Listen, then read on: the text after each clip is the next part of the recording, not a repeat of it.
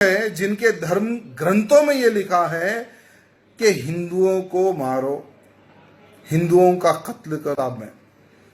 तो मैं उस किताब पे जाना नहीं चाहूंगा। ठीक है, आने वाले समय में ये किताब बैंड हो, मैं इसके लिए लड़ाई लड़ने वाला हूं, क्योंकि आज भारत देश में आतंकवाद फैलने का कारण वो हरी किताब है, और वो हरी किताब को ऊपर प्रतिबंध लगे, वो हरी किताब के ऊपर प्रतिबंध लगे, ये लड़ाई मैं लड़ने वाला हूं आने वाले समय में। क्योंकि वो हरी किताब में ये लिखा हुआ है, हिंदुओं को काटो, हिंदुओं को मारो।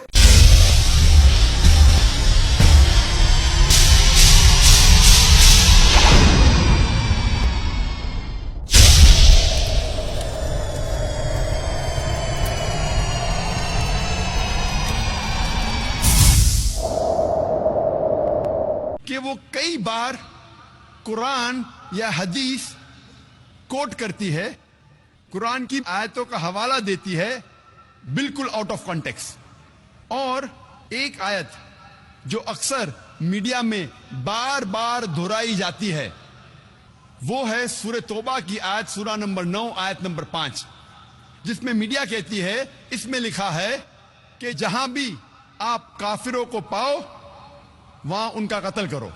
और जब आप कुरान मजीद खोलेंगे और देखेंगे सूरह तौबा सूरा नंबर 9 आयत नंबर 5, उसमें बराबर यही लिखा है कि जहां भी आप काफिरों को पाओ वहां उनका कत्ल करो। लेकिन ये आयत आउट ऑफ कॉन्टेक्स्ट है, पस मंजर के खिलाफ है। आप जानना चाहते हैं कुरान का पैगाम क्या है, आपको पस मंजर को पढ़ना पड़ेगा। You have to read in context.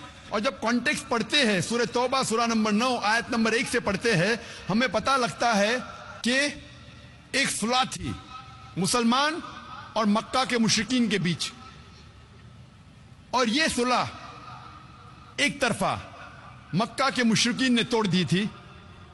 तो अल्लाह सुब्हाना व तआला सूरह तौबा सूरा नंबर 9 आयत नंबर 5 में उन्हें चेतावनी देते हैं, उन्हें वार्निंग देते हैं, मक्का के मुशरिकीन को खबरदार करते हैं और कहते हैं आपके पास 4 महीने का वक्त है, आप सुधर जाओ वरना ऐलान जंग। और जंग के मैदान में अल्लाह सुब्हाना व तआला फरमाते हैं और मुसलमानों से कहते हैं, जब भी दुश्मन, जब भी काफिर मैदान जंग में आए तो जहां भी आप काफिरों को पाओ वहां उनका कत्ल करो। ये आयत मैदान जंग में है। आप पस मंजर देखेंगे तो ये आयत मैदान जंग में अल्लाह सुब्हाना व तआला फरमाते हैं, जब भी दुश्मन मैदान जंग में आपके साथ लड़ने आए,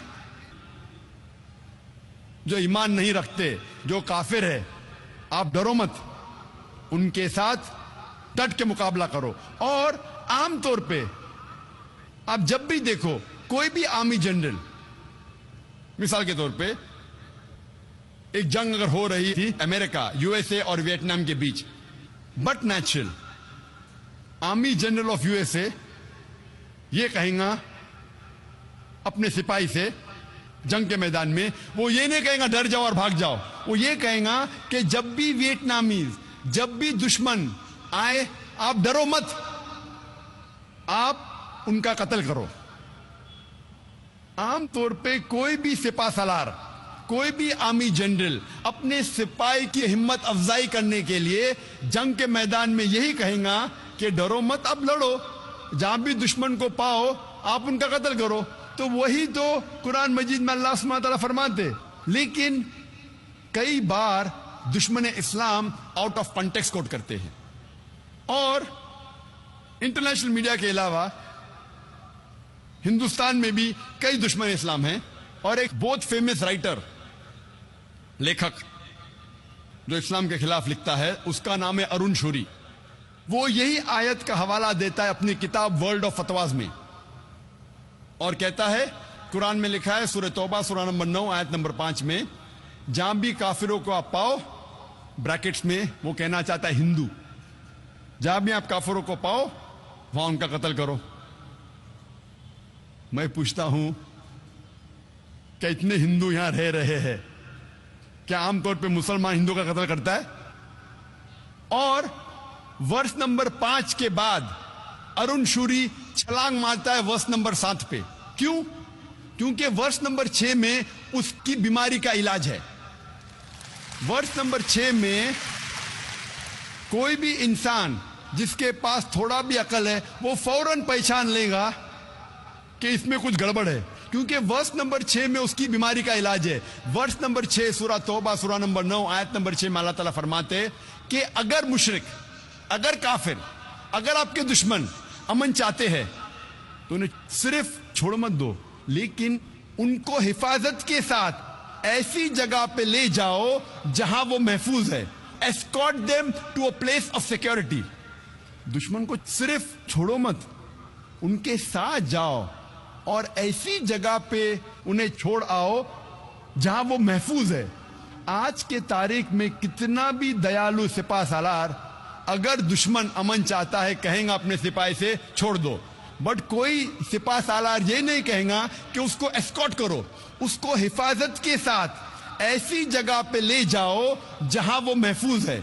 और कुरान में अल्लाह ताला यही फरमाते हैं कि अगर दुश्मन, अगर काफिर, अगर मुशरिक सुलह चाहते हैं, अमन चाहते हैं, तो उन्हें हिफाजत के साथ ऐसी जगह ले जाओ जहां वो महफूज है। और अक्सर जब भी कुरान में आप पढ़ेंगे जहां जंग के मैदान में लड़ाई के बारे में लिखा है और कहा गया है कि जब दुश्मन आते उनके ऊपर हमला करो, उसके फौरन बाद अक्सर, चाहे सूरह अनफाल हो, सूरह तौबा हो, आप कुरान में अक्सर उसके बाद लिखा है कि अमन बेहतर है। क्योंकि इस्लाम एक ऐसा मजहब है जो अमन पसंद मजहब है। अमन हमेशा बेहतर है। तो मीडिया अक्सर आउट ऑफ कॉन्टेक्स्ट हवाला देती है और इस्लाम को बदनाम करती है। एक अखबार निकलता है उत्तरी भारत में, दैनिक जागरण, बहुत मशहूर, सबसे ज्यादा पाठक हैं उसके। उसमें एक लेख छपा था, दंगे क्यों होते हैं। बल्लाज मधोक, जो बुजुर्ग लोग हैं उनको जानते होंगे, बल्लाज मधोक को, उन्होंने एक लेख लिखा था और कुरान मजीद की कुछ आयतें दी थी। तो वो आयतें देखने के लिए कि क्या वास्तव में सही है कि नहीं, मैं इलाहाबाद में एक दुकान में गया और मौलाना फतेह मोहम्मद खान साहिब जालंधरी और मौलाना अब्दुल पारिक साहब की हिंदी का अनुवाद ले आया और उसमें हमने देखा तो वो कुरान मजीद की वो आयत वैसे ही मौजूद थी। तो मुझे लगा कि ये बात सही है और मैंने किताब लिखी, इस्लामिक आतंकवाद का इतिहास। बाला साहब ठाकरे को बहुत पसंद आई, उन्होंने उसका अंग्रेजी ट्रांसलेशन कराया, the history of Islamic terrorism के नाम से। बाद में एक सज्जन ने, अब मैं वहां आ रहा हूं कि मेरा सोच कैसे बदला। मुंबई के एक व्यापारी ने मुझसे कहा कि स्वामी जी, आप जो काम कर रहे हो उसमें फंड की जरूरत है, फंड आपको नहीं मिल रहे, आप ऐसा करिए, किताब इस्लाम पर लिखिए अमेरिका के लिए कि वास्तव में इस्लाम से अमेरिका को खतरा है, तो आपको अच्छा खासा आपको वहां से रॉयल्टी मिलेगी, आपके सारे काम चल जाएंगे। लेकिन वो बड़ी किताब होनी चाहिए। उसको लिखने के लिए मैंने हजरत मोहम्मद सल्लल्लाहु अलैहि वसल्लम की जीवनी पढ़ी। जब जीवनी पढ़ी तो जो कुरान मजीद की आयतों को मैंने आतंकवाद से जोड़ा था कि इन आयतों की वजह से आतंकवादी बनते हैं, लेकिन जीवनी पढ़ने के बाद मुझे लगा कि ये आयतें आतंकवाद को रोकने के लिए हैं, आतंकवादियों को, सुभान अल्लाह, क्योंकि उनमें जो युद्ध का आदेश था वो आतंकवाद और आतंकवादियों के विरुद्ध था। तो मुझे लगा कि मुझसे बहुत बड़ी गलती हो गई, एक धर्माचार्य से ऐसी गलती नहीं होनी चाहिए। और वो गलती क्यों हुई? वो गलती का जिम्मेदार मैं नहीं था, उस गलती का जिम्मेदार अनुवाद करने वाला था, जिसने ये नहीं बताया कि आयत का मतलब कैसे समझें।